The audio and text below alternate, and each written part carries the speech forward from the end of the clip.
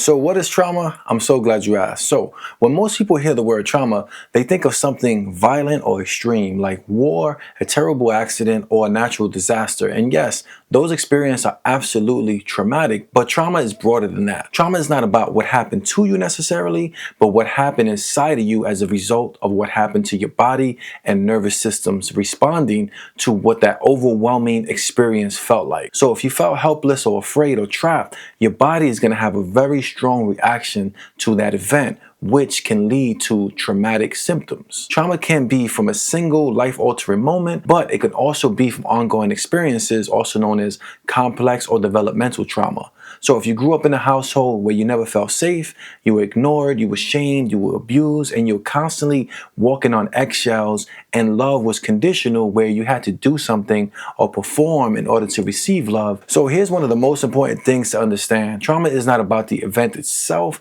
it's about how the event impacted your nervous system. And that's why two different people can experience the same event. One can result in trauma symptoms or trauma disorder, and one can be perfectly fine. So let's talk about what actually happens to the brain and body when trauma occurs. When you go through something traumatic, your brain senses danger and it activates the stress response: fight, flight, freeze, or fawn. Your heart races, your breathing changes, and your body gets flooded with stress hormones like cortisol or adrenaline. It's all designed to keep you alive in a crisis and in order to survive without actually thinking. But when the trauma is severe or it happens over and over again, your body gets stuck in survival mode.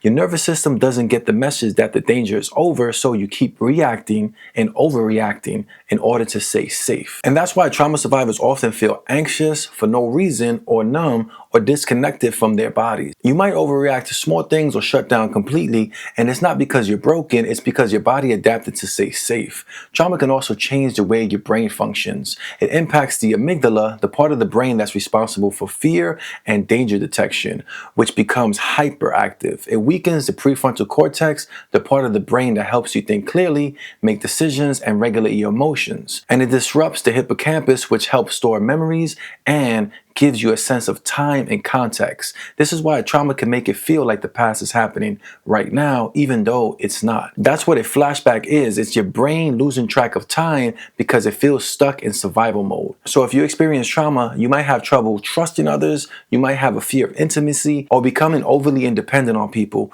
You may be constantly trying to prove your worth or avoid conflict at all costs. These behaviors aren't personality flaws, they're trauma adaptations and trauma response. Trauma is not a weakness, it's a survival response. It's your body and your brain doing exactly what it was meant to do, and that's survive and truncate the pain. And healing from trauma, it doesn't mean forgetting what happened. It means teaching your nervous system that you're safe now. It means creating a space to feel, to process, to reconnect with your body and a sense of self. It often means working with a therapist or trauma-informed coach, building a support system, and learning to listen to your body. The good news is that your brain is plastic, also known as neuroplasticity. That means that it can change and rewire, and your body can learn to feel safe again. If you're someone who's been carrying around trauma, just know you're not broken, you just need to heal.